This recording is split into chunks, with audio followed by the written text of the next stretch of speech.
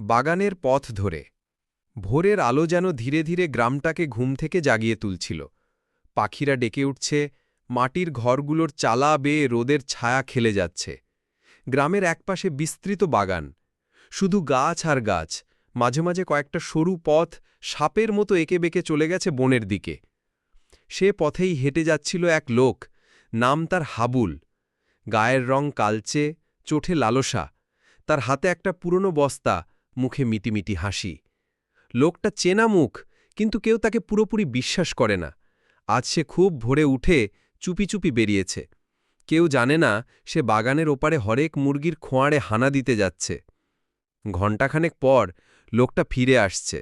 এবার তার বস্তাটা ভারী, ভেতরে চুপচাপ বসে আছে একটা মোটা দেশি মুরগি, রঙিন পালক, লাল ঝুঁটি, চোখে ভয়। হাবুলের মুখে এখন বিজয়ের হাসি। বাগানের মধ্যবর্তী পথ দিয়ে সে এগিয়ে যাচ্ছে। ঠিক তখনই পাশের পুকুর ঘাট থেকে ভেসে এলো হাসি আনন্দের শব্দ। গ্রামের ছেলেপেলেরা সবাই গোসল করছে।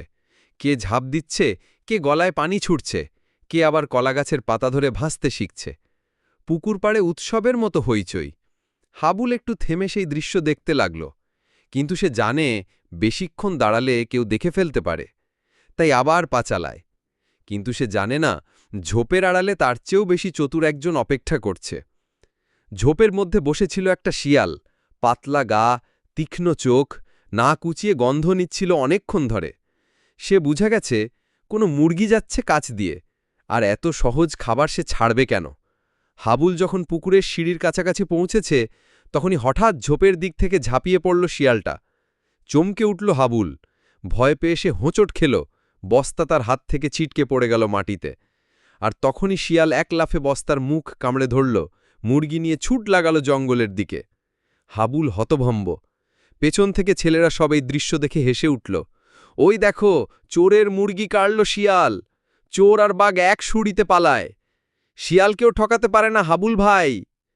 বোকা হাবুল দাঁড়িয়ে দাঁড়িয়ে বুঝল চুরি করা মুরগিও নিজের হয় না। সে লজ্জায় মাথা নিচু করে বাগানের পথ ধরে ফিরে গেল গ্রামে। কেউ কিছু না বললেও তার বুক জুড়ে বাজতে লাগল ছেলেদের সেই হাসি। নীতিকথা, শিক্ষণীয় বিষয়। চুরি করা জিনিস কখনোই স্থায়ী সুখ বা লাভ এনে দেয় না। যেমন হাবুল চুরি করে মুরগি পেয়েছিল, কিন্তু সেটাও শেষ পর্যন্ত রক্ষা করতে পারেনি। তার লোভ, লজ্জা আর ভুল সিদ্ধান্তের ফলেই সে সব কিছু হারাল, এমনকি গ্রামের ছেলেদের চোখেও ছোট হয়ে গেল। এই গল্প আমাদের শেখায়, অন্যের সম্পত্তিতে লোভ না করা উচিত। চুরি করলে একসময় ধরা পড়তেই হয়, হয় মানুষের চোখে, নয়তো প্রকৃতির বিচারে। অন্যের ক্ষতি করে কখনও নিজের মঙ্গল হয় না। সততা